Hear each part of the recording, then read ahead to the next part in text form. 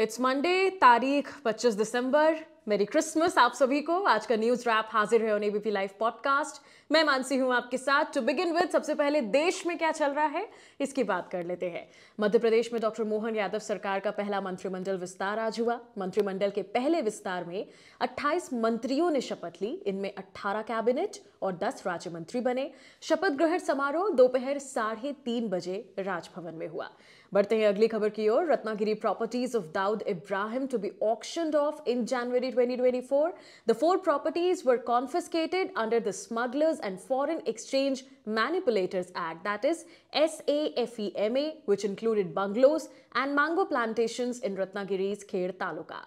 बढ़ते हैं अगली खबर की ओर। दिल्ली समेत 6 राज्यों में जीरो विजिबिलिटी की वजह से कई फ्लाइट्स प्रभावित हुई। हरियाणा, पंजाब में कोल्ड वेव का अलर्ट जारी किया गया है और नए साल में ठंड बढ़ सकती है।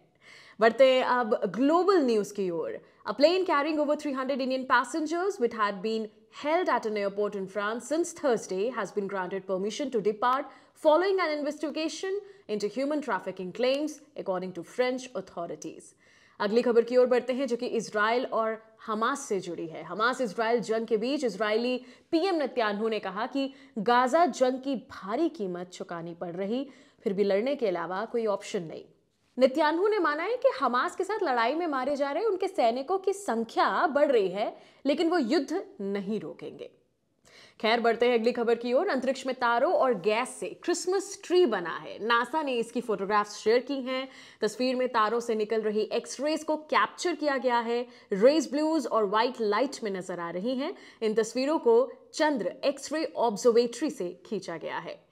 खेल जगत की खबरों के बारे में जानते हैं। S wrestlers Sakshi Malik and Bajrang Punia on Sunday welcomed the sports ministry's decision to suspend the Wrestling Federation of India just 3 days after Sanjay Singh had been appointed its new president.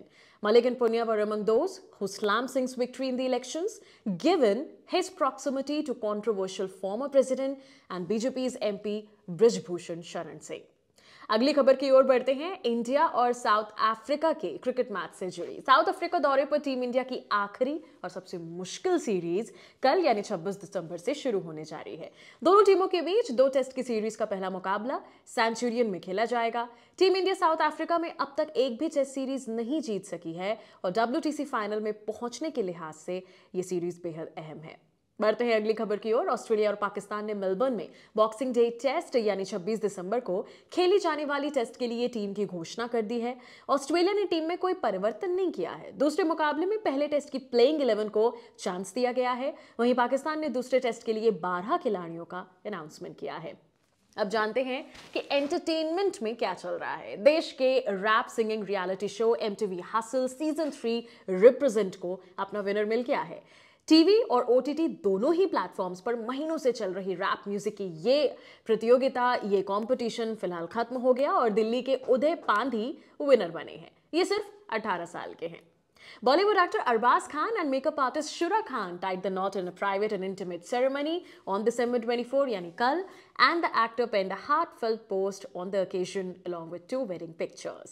बढ़ते हैं अगली खबर की ओर। Pop star Dua Lipa is in India and seems to be having a gala time. The singer shared multiple pictures on her social media account and fans were quick to guess she was holidaying in Rajasthan. She captioned the post, "Happy holidays from me to you, sending love, light, health and happiness for the year ahead."